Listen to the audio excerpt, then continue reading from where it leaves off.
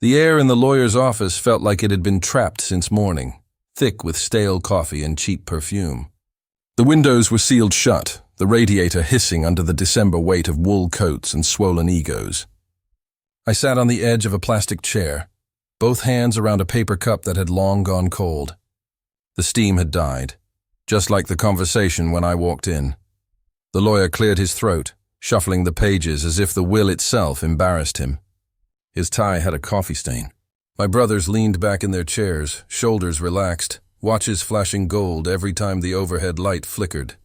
My sister crossed her legs slowly, eyes lowered but lips curved with anticipation. "We've apportioned the estate as follows," the lawyer began, voice dry as the dust on the windowsill. He read numbers, long strings of them, each one landing like a nail hammered into my chest. 2 million, 9 million, 20. Then came mine, 50,000. The words didn't even echo. They just fell, my sister whispered. It's still something, as if she were handing crumbs to a stray. Someone clapped once. A polite hollow sound. "Congratulations," my eldest brother said. His smile was polite, almost pitying. It was the kind of smile people give before closing a door. The lawyer pushed a white envelope toward me. It looked heavier than it should have. I stared at the seal until the ink blurred. The room smelled faintly of furniture polish and something metallic. Maybe my own blood. My own shame. I thought of Grandpa's hand on my shoulder. The way he used to say, "You've got my patience, kid," and yet here I was, patient as ever, watching the world divide itself in neat, numbered lines. When it was over, they stood and shook hands. I stayed seated. The chair's plastic dug into my back, grounding me in the absurdity of it all. Outside, I could hear the city breathing, indifferent, alive, already moving on. Inside, all I could hear was the faint clink of the lawyer's pen against glass. I fix engines for a living. Small ones, mostly. Old sedans, delivery vans, the kind of vehicles people can't afford to replace. So they come to me, hoping I can keep them breathing another year. The garage smells like oil and rain-soaked dust, and sometimes when the light hits just right, the air turns gold through the grease. Most days start the same. Kettle hissing on the counter. One chipped mug. One photograph above the sink. My mother, hair pinned back, smile small and knowing. I live in a second-floor apartment that hums with the sound of traffic below and the rattle of the neighbor's air conditioner. The walls are thin, but I don't mind. Silence, I learned, is overrated. At 6, I make tea and watch it steam, like patience taking form. Grandpa used to say I was steady as a carburetor. Not the flashiest part, but the one that kept things running. That was his way of praising without saying too much. I clung to that. My siblings live differently. Peter, the lawyer, wears arrogance like cologne. His suits are navy, his words always ready for an audience. Layla runs a tech startup, the kind that lives on screens and investors' smiles. When we meet, they talk over me. I don't think they mean to. It's just the habit of those who've never needed to listen. When Grandpa was alive, I was the one who drove him to his doctor appointments, sat with him in waiting rooms that smelled of antiseptic and old magazines. Peter would text once a month. Layla sent flowers every holiday, delivered, signed, and forgotten. Grandpa used to grip my hand tight after each appointment, his skin paper-thin, whispering, "You're a good one, kid." But affection doesn't balance ledgers. Once, during breakfast at Layla's place, Peter said, "We appreciate you, you know, for all the help." I nodded, though I felt the weight of what he didn't say. Help, not family. Useful, not equal. In the garage, I keep Grandpa's wrench set. Tools older than me, their handles polished smooth from his grip. I use them daily. They remind me that some things endure because they were built to, not because anyone noticed. And yet sometimes, when I lock up at night, I can't help thinking, maybe I was too patient. Maybe patience was just another word for waiting to be seen. The day after the will reading, I drove to Grandpa's house. The old bungalow still smelled like him, cedar, tobacco, and the faint sweetness of engine grease that never left his hands. Dust floated through the slanted morning light, turning every breath into memory. His bedroom was stripped bare except for a few boxes stacked against the wall, marked, "Estate, to be sorted." I sat on the edge of his bed, the springs sighing under me. That's when I saw it, an envelope, half slid beneath his old ledger. The paper was yellowed, edges curling. My name was written across the front in his looping handwriting. Beneath it, for you only, my fingers shook as I opened it. Inside were three things: a receipt from a clinic dated 1980, a faded black and white photo of a young woman standing beside a car I didn't recognize, and a single line written in blue ink, slightly smudged: "He is not who you think."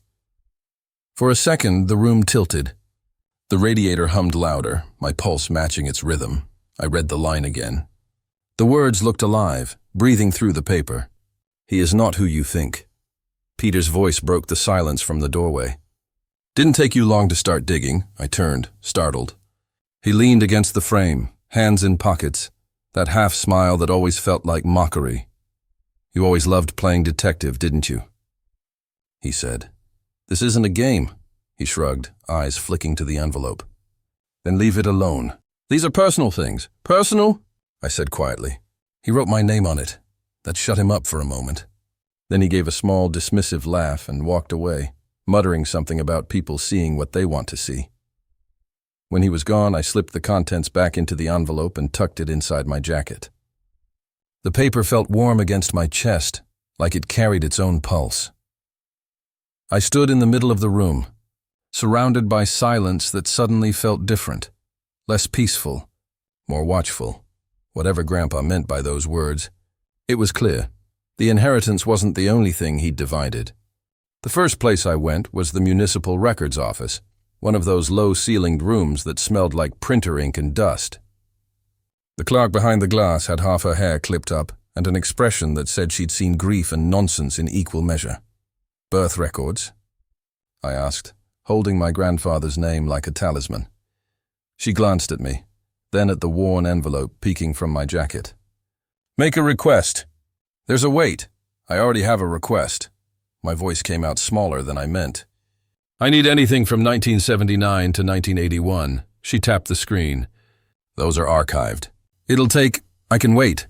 She studied me for a moment, then sighed. "Name?" I told her. She typed, the click of keys louder than the air conditioner. "There's an admission form from 1980, she said finally. "But the hospital closed. We have a microfilm copy." "You sure you want to see it?" "Yes." A thin reel spun under the reader, the image flickering like an old projector. The birth certificate loomed black and white, letters cramped and precise. My eyes went to the father's name. It wasn't Grandpa's. I felt my mouth fill with river water. I read the name aloud before I could stop myself, and the woman behind the glass, who'd probably seen her share of family surprises, softened. "Sometimes records are—" "Complicated," she said. "Complicated?" I echoed. "Who's Robert Stanton?" She shrugged. "I can't say more. That's all it shows. If you want certified copies, there's a fee." I wrote the name on the back of my hand and left, the paper scent sticking in my nose. Outside, the winter sun stabbed at the pavement. "I called Peter before I could think better." "You found what?" he said when he picked up without preamble. "Just names." "A father's name that's not Grandpa's. I thought, maybe, don't drag this into the open," he said sharply. "For everyone's sake. You remember how Mama was. There's no need to complicate things." "Are you asking me to ignore a name on a legal record?" I asked. "I'm asking you to think about consequences." Then he hung up. At the clinic where the receipt in Grandpa's envelope came from, the nurse on duty was a woman named Margaret, who smelled faintly of cigarettes and lavender. Her kitchen table was a catalog of long-ago lives, tea stains, a glass ashtray, a photograph of a young couple with a child. "You found one of his receipts, did you?" she asked, sliding a cigarette into a stained pack and tapping the filter. "Yes. From 1980. I set the copy on her table. "What's this?" She pinched the bridge of her nose.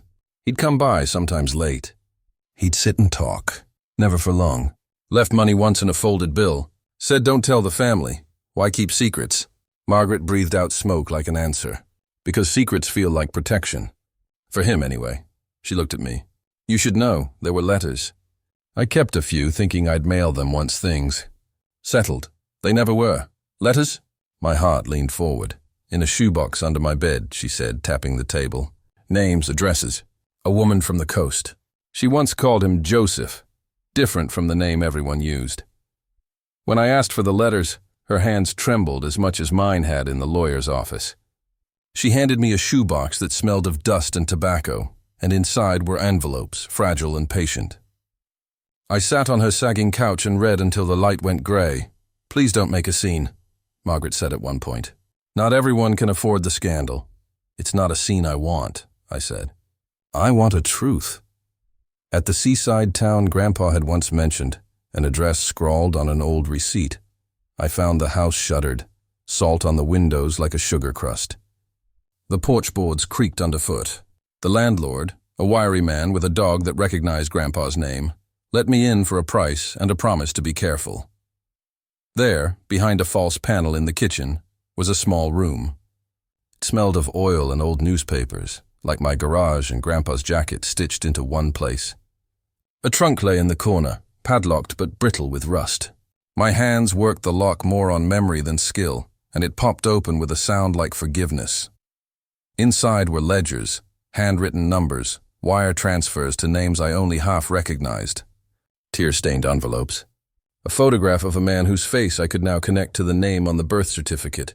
He was younger then, dark hair slicked back, grinning at the camera with something like defiance. I held the photo until the edges softened under my thumb.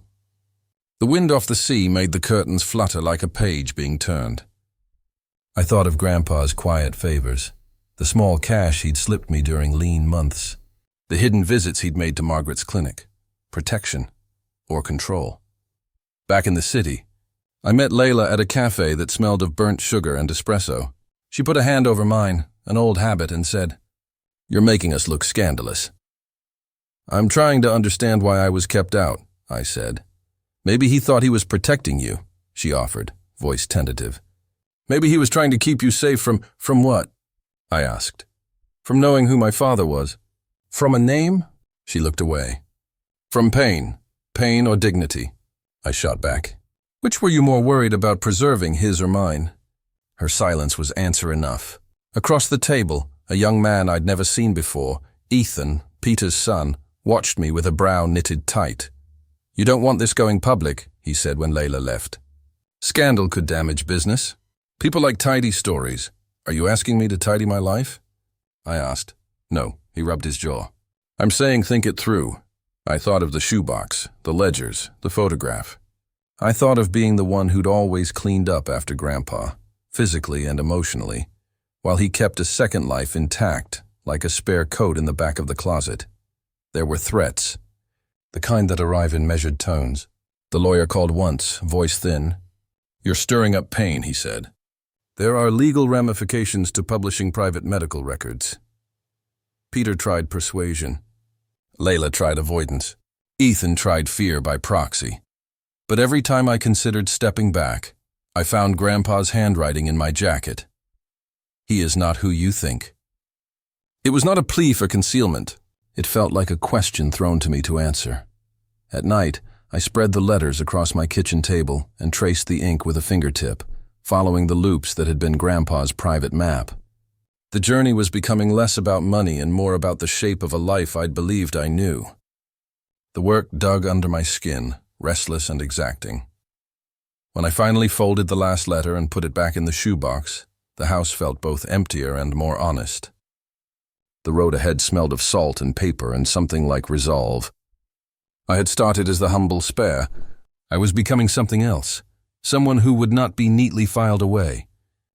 The dossier was not one neat packet, but a quiet accumulation. Photocopies, original envelopes, a sealed, notarized paper with a red ribbon that looked absurdly ceremonial in the cheap light of my kitchen. I had pulled everything together over 2 weeks. Margaret's shoebox, the ledgers from the seaside trunk, a certified copy of the birth record from the municipal office, and then, tucked beneath a stack of unpaid bills in Grandpa's old desk, the thing that made the air go thin, a notarized paternity test. The lab stamp still clear and official. My hands trembled when I untied the ribbon. The paper smelled faintly of mildew and his aftershave, whatever he'd used when he was pretending to be ordinary. The test didn't lie. The name beside father on the document matched the man in Grandpa's photograph, Robert Stanton. A town name I'd never known meant this. I wasn't the biological son of the man whose house I'd been raised in. I read until the world tilted. Relief came first, a cold, clean thing, like stepping out of a closet into daylight. Then grief, slow, heavy, the type that rearranges furniture in your chest. Finally, beneath both, a hot coil of betrayal. Not because Grandpa had kept secrets, people keep secrets, but because he had chosen who would carry them and who would not. The letters explained some of it. Love letters between Grandpa and a woman named Evelyn, written in a handwriting that leaned forward, urgent and ashamed. "They can't know," one read. "We must protect what matters." Another, unsigned and trembling with pen pressure, said, "If the boy is found out, it will ruin more than us." I brought the dossier to Margaret first. Her kitchen smelled of cigarette smoke and lemon polish. She poured tea without asking and sat across from me, fingers clasped as if in prayer. "He thought he was saving you," she said quietly. "He thought he was doing the best thing he could." "Saving me from what?" I asked. My voice was steadier than I felt. "From scandal," she said. "From pain. From a mother he didn't think would survive the shame. From people who would turn a life into gossip and not stop at the truth. You protected me by erasing my father," I said. It wasn't a question. Margaret's eyes were damp. "He loved you in his way. But love and truth aren't the same thing." When I told Peter, he sat at my kitchen table with his palms flat, as if to anchor himself. "What you found," he said slowly, "was known in parts. Not the specifics. We were told, by him, by people who advised him, that the family's reputation was fragile. Mother's health, the business reputation, everyone warned against exposure." "You were told," I repeated. "You decided for me," Peter's jaw worked. "We didn't want to hurt anyone. We thought decisions had to be pragmatic." "Pragmatic?" I laughed, a short sound. "Pragmatic is a word for shutting a door on a person's life." Later, I cornered my cousin Mara in the backyard behind Grandpa's old house. She had been the quiet one who handled accounts, the ledger keeper. In her apron, she smelled like soap and old paper. Her hands were stained with ink. "Why keep me out?" I asked, holding up a ledger page that showed transfers to a name I didn't recognize. Mara's mouth thinned. "Because some things were cheaper to bury," she said. "Because an explanation would bring other people in. People who would turn everything into a spectacle." "Your grandfather chose the lesser harm." "Lesser harm?" I echoed. "At my expense?" She looked away. "We thought we were protecting the whole family." That truth would break more than it fixed. I thought of Grandpa's face in the photograph. Soft, private, the kind of man who hid a smile behind his hand. I tried to imagine him sitting with a pen, weighing leads and legacies like coins.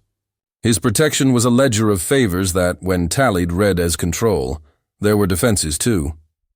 Layla texted me a paragraph about family privacy and the cruelty of publicizing old wounds. Ethan, Peter's son, left a voicemail. "Think about the company. Think about what public knowledge would do." The lawyer called with thin warnings about defamation and privacy invasion.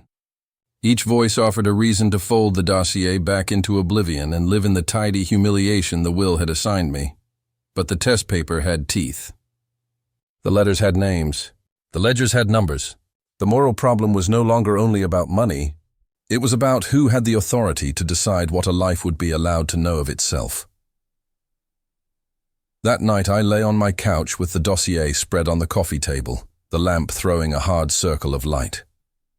Outside, a dog barked, then the city settled into its indifferent hum. I traced the ink trails of letters written 30 years before and felt something in me harden.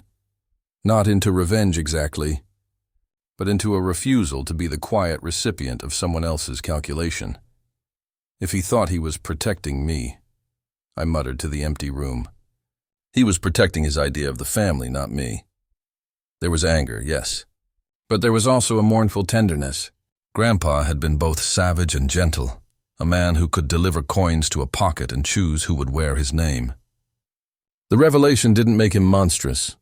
It made him human and flawed, and it made the decision before me clearer. I would not be the passive ledger entry on someone else's balance sheet. The truth had been preserved in paper and ink. Now it demanded a witness. I stood up, gathered the papers with the same care I used on an old engine, slow, methodical, respectful of what could be ruined by rough hands, and put them back in the folder. Tomorrow, I would confront them. Not with shouting, but with the dossier laid flat between us, under the light. The house felt colder then, but in that cold, there was also a kind of clarity, like glass that finally stopped fogging. We met in the same cramped law office where the will had been read, the cheap carpet, the radiator, the smell of stale coffee. I asked for a formal room. The lawyer obliged, eyes thin as paper. He set a pitcher of water down like a moderator and sat back, hands folded. Peter, Layla, Mara, Ethan, Aunt June, her throat already scratchy, sat around the table. Margaret stayed by the doorway, hands folded over her cardigan. The dossier lay between us, a prop made of truth. "You wanted this private," the lawyer said. "You asked for discretion." "I asked for everyone in the room who made decisions about my life to be here," I answered. My voice shook. My hands shook more. The clock on the wall ticked like a metronome set to panic. "Then begin," Peter said, too calm. I set a photograph on the table. Old, slightly curled. A young man grinned at the camera, arms slung around Grandpa in a way that made their faces look like the same man. The lawyer looked at it, then at the notarized test I slid out and laid beside it. "This is a paternity test," I said. "Certified. It names Robert Stanton as my biological father." Peter's fingers flexed.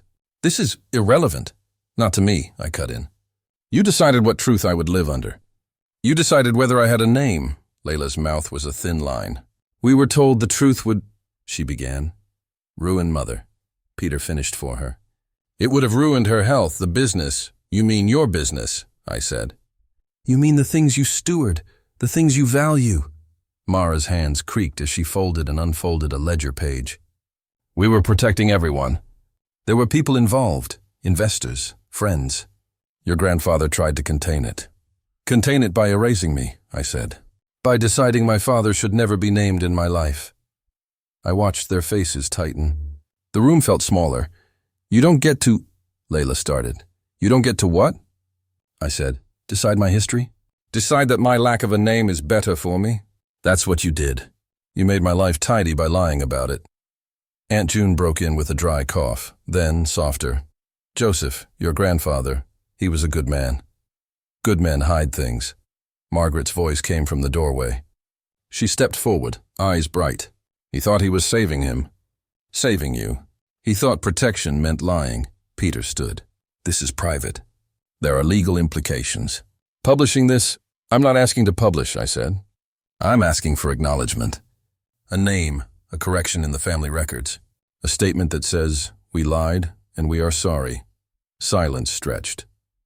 Ethan looked from his phone to his shoes, as if trying to text a non-existent ally. "You want us to announce this to the world?" Layla said, disbelief in her voice. "No," I said. "I want two things. One, that the family publicly corrects the record, the funeral pamphlet, the genealogy notes, whatever paperbacks of lies you've been passing around. Two, that the will be revisited, not necessarily for money, but for fairness. If your reasoning for skewing it was protection, then show the protection you claim by making restitution where restitution is due." Peter's face changed. "You can't.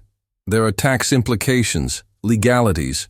So show me the lawyer who said my name should be traded for a ledger entry," I said. "Show me the meeting minutes where someone decided which truths were acceptable and which weren't." Mara's shoulders bowed. "I hid letters," she said, voice small. I intercepted mail. I thought I was helping. "I thought if you knew you'd leave, your mother would leave him." "I was afraid. You were afraid," I repeated, hearing in her confession the same fear that had kept other mouths shut. Whose fear mattered more than my right to know? Tears pricked Layla's eyes. "We were trying to keep her whole," she said.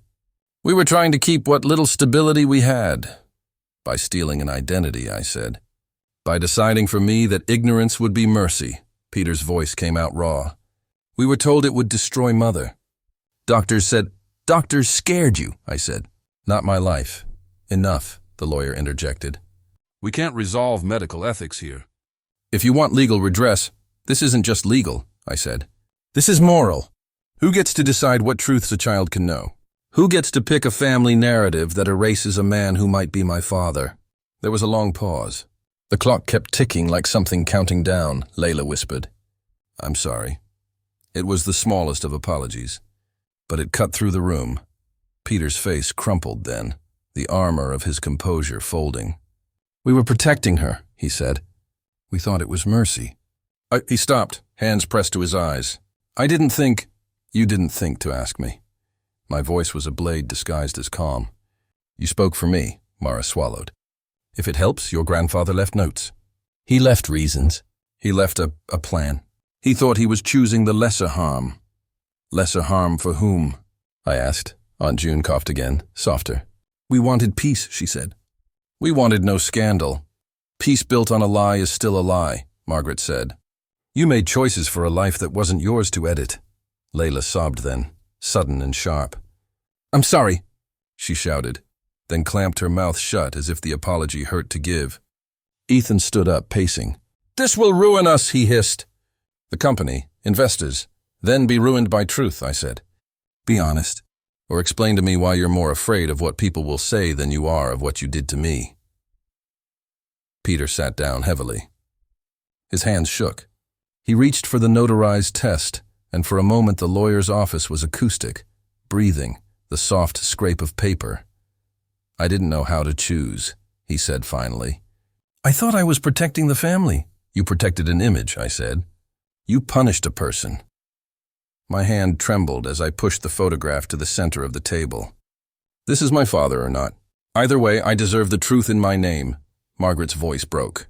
He loved you, that man did. He loved you and he tried to do right. He was afraid too.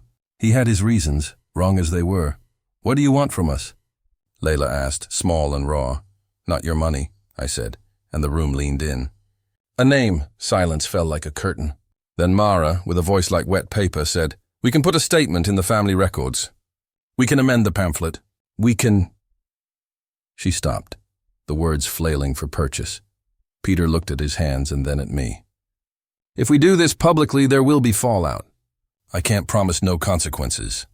I'm not asking you to promise consequences away, I said.